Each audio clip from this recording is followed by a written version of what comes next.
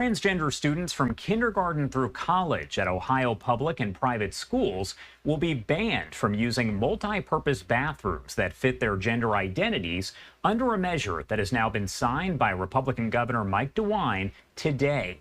DeWine signed the bill over the objections of Democrats, teachers' unions, and civil rights groups, which had hoped that his objections to a ban on gender-affirming care for minors last year would carry through and prompt another veto.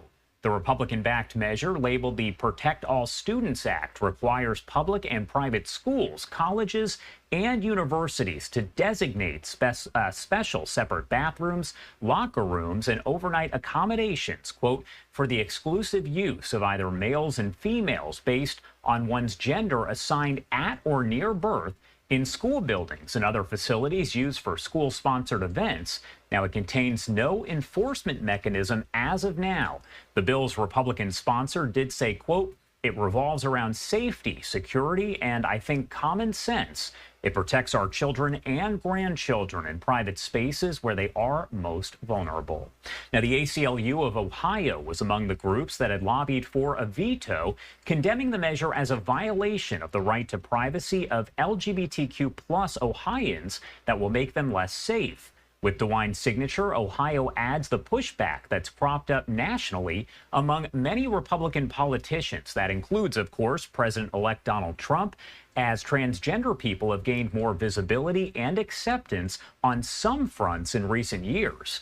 26 states have now adopted laws restarting or banning gender-affirming care for transgender minors.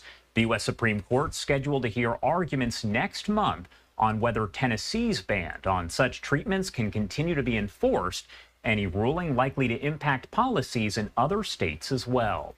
At least 11 states have adopted laws like Ohio's, barring transgender girls and women from girls' and women's restrooms at public schools and, in some cases, in other government facilities. And at least 24 states have laws dictating which sports competitions transgender girls and women can join. Ohio's bathroom bill debated for 19 months before finally clearing the GOP-led legislature back on November 13th during Transgender Awareness Week.